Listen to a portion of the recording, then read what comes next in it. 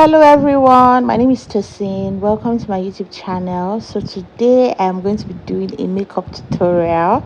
This is very exciting because I haven't done a makeup tutorial on a model in a while on this channel. This is my model. Her name is Elizabeth, and I literally just called her that morning. I was like, please come and be my model, and she was gracious enough to come through. So that I'm very grateful for. So the first thing I started with was trimming her eyebrows. So I'm trimming her eyebrows using a blade that I cut in half. I cut it in half because it's easier for me to hold it that way. Also because it's just more economical, because I'm literally just using one side, and once I'm done I'm going to throw it away. So I took my time to shape her eyebrows. Her eyebrows are beautiful, by the way, you guys, super beautiful and very full. I didn't want to shape it in such a way that it will now be like, it won't look like her. Do you understand? Or she won't feel comfortable walking around without makeup, because obviously she doesn't wear makeup on a daily basis. So I shaped her brows using a combination of the razor blade, my spoolie, as well as a scissors from my manicure set. That's like the eighth combination. Once I was done shaping her eyebrows, I went ahead to clean her face very well. I didn't want there to be like hair all over the face, because that's what happens when you shape brows of someone that has very full hair. Like, there's just going to be hair all over the face, so you have to take your time to clean the face properly. Next thing I did was shape, like, just take out some hair from the sides of her face. I mean, I won't say this is derma planning, but yeah, just a little bit of it, because she's quite hairy, you guys, and I noticed that I knew that if I went ahead without shaping the hair a little bit, there would be like lots of hair under the foundation. It sure would not blend properly. That's the gist. I went with my moisturizer, which is this Cosrx. Then I went ahead to massage it properly into her skin. All that shaping, like, literally left her skin a bit inflamed. You can see like her brow area is a bit red and all of that, so I had to like massage it into her skin just to make sure that the skin settles down and calms down a bit. Next thing was putting my Zaron oil control around her brow area, because I'm starting with brows. Then I moisturized her lips. Then this is like a translucent powder. I just put it right on top of the oil control. This is like a double bulletproof method. In case your eyebrow ever gets oily, take note of what I just did and redo it. It works every single time. Then I went to my trusted Davis pencil. You guys, this Davis pencil has almost finished. Like, it is so small, but I just said no, I must use it, and it's very easy for me to like hold when it's short, so it doesn't bother me in any way. Anyways, I shall drew the outline. I always start by drawing the line underneath first, then I go to the top. When I'm drawing the top, I kind of start from the middle. And for someone like Elizabeth that has like really full eyebrows, it's very important to note that you don't need to shade too much. Like, you have to be very careful not to make it too dark, because she already has brow hairs, right? So you just want to fill in the space where there is no hair, so that it looks a little bit natural, because there's a tendency for it to look too dark if you go ahead with like shading.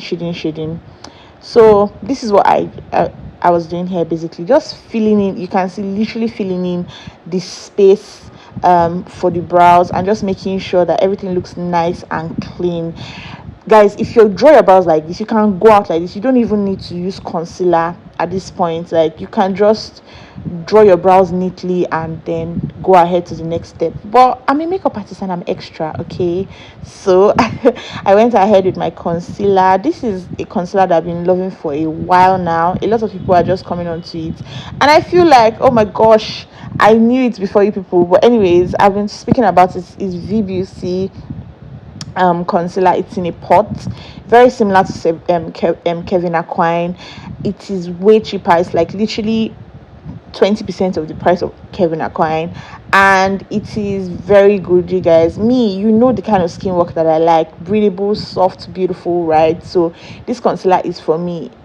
I use foundation at the top, by the way, and I try to use a shade that was very close to her shade, because I don't like stress. Okay, so if I go and use that light foundation on top, who is going to blend it? That's the way I always think. Like, who's going to blend it, bro? Anyways, this is me going in with a fluffy brush, and I'm trying to blend everything in, both the concealer underneath and the foundation on top of the brows, just to make sure that the brows look clean and well shaped and all of that. I'm kind of just doing it like up down up down up down until it looks like what I want it to look like.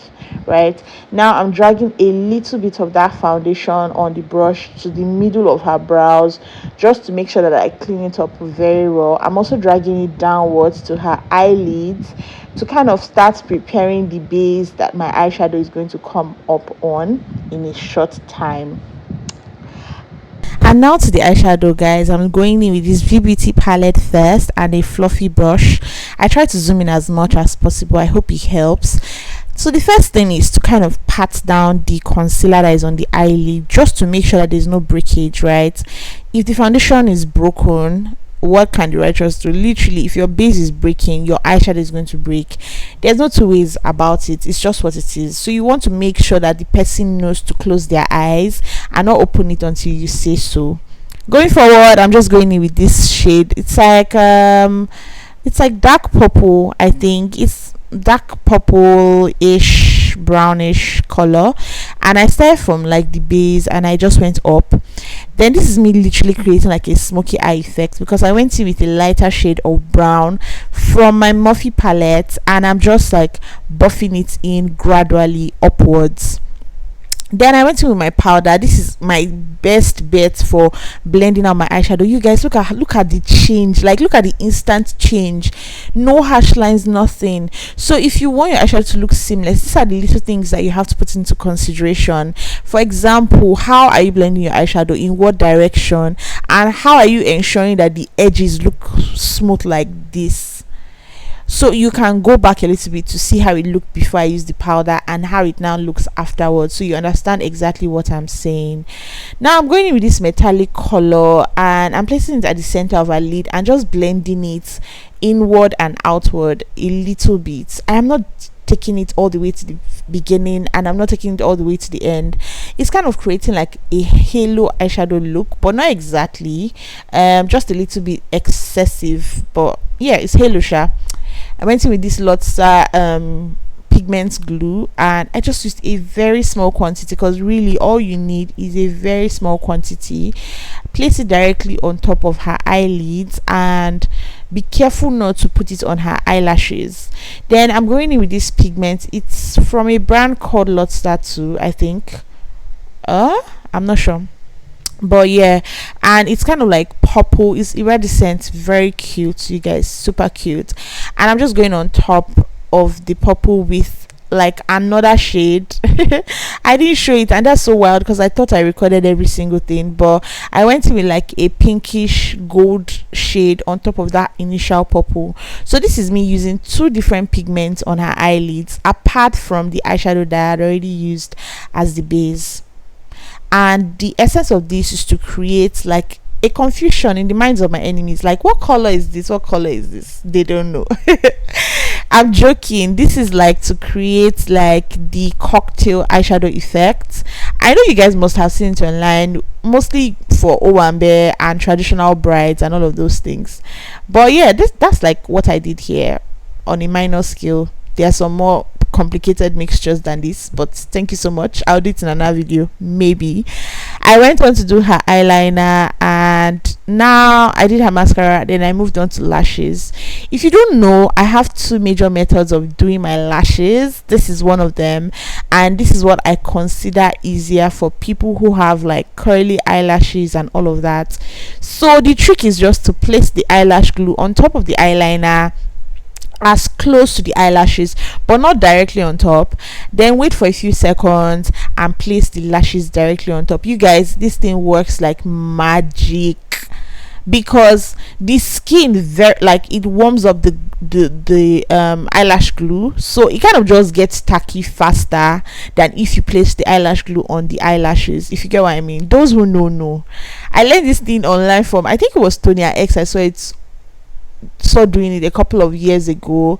It was during COVID. Yes, it was 2020, and I haven't gone back, you guys. Anyways, while I was gisting, you already saw I did an under eyeliner. It is dark, it is beautiful. This is what we have so far. It's already giving, but let's go into our favorite part. My favorite part, the skin work.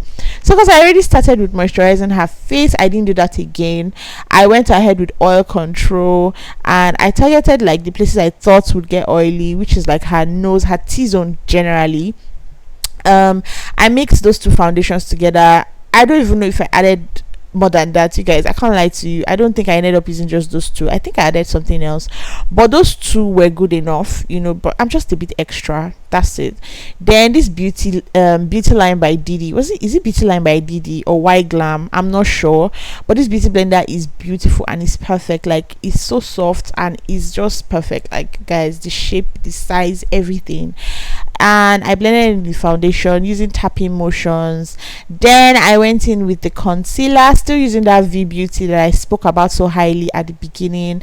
I placed it on all the parts of her face that I want to highlight, and I used a small brush just because of precision. As you can see here, I've already blended the outer corners. I don't know why I did not add that video, but yeah, I blended the outer corners of the concealer. My studio assistant was here, so I was showing her what I was doing. And guys, what I did basically was to leave the inner corners to set in a little bit. Like, I blended the outer corners, everything looks smooth, right? But you see that inner side close to her nose, like, I left it and I went to the contour. And I left it because I wanted it to like set a bit, to dry, become a bit more tacky. Then I'll blend it in because it just gives fuller coverage using less product. So I don't want to have to pack on product underneath the eyes to have full coverage. No. So that's a trick to it, you get. Anyways, this is me contouring. I did not use a shade too dark because I knew that this girl is such a yellow girl, it's going to stain her if you use something too dark. So I started with this brown shade and it was perfect. Then after blending it, blending in the, oh god, so beautiful, love it. So please drop a comment if you have any questions. Please let me know. I'm very, very happy to answer. I also used, yeah, this is just me blending a whole lot, you guys. Blending is my cardio. Blend into the forehead, into the hairline, and the sides of, yeah, so nose contouring, just a little bit of product, a small brush, and blend, blend, blend, blend, blend. Guys, on TikTok they even tackled me recently about nose contouring. Anyways, back to the gist. Look at how good this makeup looks. Oh, makes me so happy. I've blended the inner corners now, as you can see. Oh, I went in with blush, orange blush. It wasn't coming out the way I wanted, so I went in with this lipstick, orange lipstick instead. And yeah, this gave me a better coverage than the blush I used initially. So yeah, I like the way this one looked. I like the undertone, the peachy, is it peachy? Yeah, the peachy undertone that it gave, and it just elevated the entire look. You guys, blush is like so important and so underrated. Like, I can't believe I hated blush at some point in my life. Anyway, this is a new brush. Guess where I got it from? Miniso. I got it from Miniso. So I want to go to the under eye now, and the first thing I did was to go in with my beauty blender to set the concealer again. Do you get? So you don't want to be working on a broken surface. As much as possible, tell your client to please look up and like ask her to look up, and then you can now go and set the face. So I am setting the face with the normal powder, like just my normal compact powder in her shade. And once I'm now done setting with her shade, I will then go ahead and set with a setting powder, a translucent one, or a maybe banana, something like that shade, that the yellowish shade. And I was just explaining to my student here the importance of making sure that the under eye has not creased, like the concealer has not creased before putting powder on it. Because literally, if you put powder on something that has creased, you're going to just leave it like that for the entire day, because there's really no magic you're going to do to it. It's going to keep showing up. So make sure that it's well blended. I even went in with a smaller brush just to achieve that, like getting the powder as close as possible to her under eye without it entering her eye. Very, very important. Now I'm going in with this setting powder, and I'm just using my brush again because me, I don't want it to be heavy. I want her skin to look dewy, so when you're trying to make your makeup look dewy, you want to avoid too many powders. It's very easy to get carried away using powders. They're so easy to use, so smooth. But if you want to achieve a dewy look, you have to be very careful with the use of powders, you guys. So I'm going into her lipstick now. Even though I'm not done with her face, I just started lining her lips. Guys, I'm using that pencil again, the Davis pencil in color 3, and I'm just like giving the lip a good outline and making sure that it's even, because I don't want some parts to be darker than the others. And after that, I went in with a lipstick just to make sure that everything blends seamlessly. This nude lipstick is from, I think, Blossom. I'm not sure, but it works magic for me, you guys. I prefer to blend my lipstick myself. Oh, as in, there have been so many times where I told clients, please smack, and the whole thing will scatter right in front of me. So if I'm using a very good matte lipstick, I'll just tell the person to smile and then blend it myself. That's what I do. So that's what I was doing here. I tried to blend the parts where I thought, okay, yeah, so I added a little bit of pink at the inner like part of her mouth, and it was just to give it like a more natural feel, because I felt like it was looking a bit too bland, and I didn't like that. I didn't want it to be pink. So this is me creating some version of my pinkish nude like lipstick.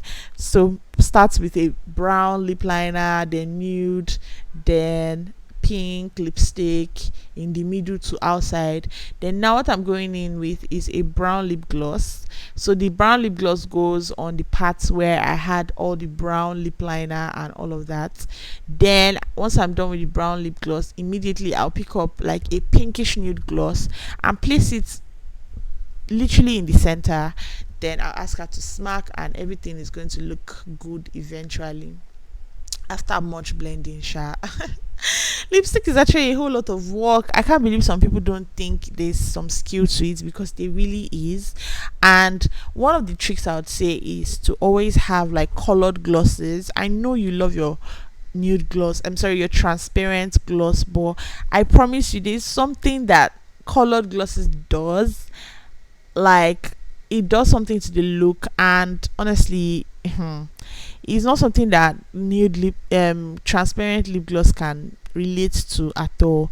Look at how the lips are looking good. I'm so proud of this look. I love the way it looks. Even her skin, look at her skin in this video, like looking very yum already. So I just kept blending in. Everything is looking good, so I'm going back to her face now. Remember that there's still like some setting powder underneath her eye, right? Nothing much. So what I'm doing is just setting her face. I'm not baking, so yeah, I'm not going in with my contour brush and a powder and setting that concealer. So you know that I used like a concealer earlier, and then I used like a liquid blush. So all of those products need to be set. That's like in another rule with makeup. Anytime you're using like liquid product on the face and everything, it should generally follow with a powder, you know except maybe you're doing like an editorial and they really want like a glossy feel. This is my best blush right now. I want to try out the white glam blush set. Maybe I will now drop this Moini, but maybe not, because I've used it for so many years and it has served me in different situations. Anyways, I shall place the blush where I would usually place the blush, which is like the high point of the cheek. So think about when you're smiling, like you smile, you know that part that goes up, now go on top of it to put the blush. That's how to calculate it. So now I'm going ahead to set to dust off the setting powder. You guys look at the way I'm dusting off, like very lightly, like you're literally tapping, tap tap like that's how to do it. You're not aggressively brushing up like no, you're sweeping the floor. No. Now this is me also doing like a reverse contour, like just with powder, just mild, very mild. Like if I don't say I did that thing, you probably won't notice if you're not looking well at the makeup, because it was really really mild. There's no point going to use like 3 or 4 shades brighter than like the person's face to do that reverse contour, because it's going to look very tacky. The next thing I did was to go into her eyes with a mascara. Guys, when I was in this thing, I was just scared because the whole look was looking so yum already. Like, what if she starts crying? What if I mistakenly poke her eyes? Everything. I thought about a lot of things. So Aisha said, "No, let me do it. I must overcome my fear of doing this under eye mascara thing." So I did it, and it came out looking very beautiful. Cause apparently she has under eyelashes too. I didn't even notice until I used mascara on them. It looked so gorgeous, like so gorgeous. Look at her face, beautiful. Then I went in with this highlighter from Tehila, and I went all around her body, just highlighting and just making sure that she was glowing, because by this time I was so certain that like this look was giving. Like, I was so happy with myself. So we removed the scarf, we made sure her hair was good, and we accessorized a bit, and literally that was the end of the video. This Mismetics dewy balm, I use it at the high point of her cheek. Oh my goodness, this thing is always a game changer. Like, for those who love to glow and who love like dewy skin, this product is like a must have for you, because you will enjoy it. I promise you, like, you would enjoy it. um yeah, so that's all for today. Thank you guys so much for watching my channel. Thank you so much for your questions. Thank you for your comments. Thank you for sharing this video. I hope that you learned 1 or 2 things. And yeah, bye.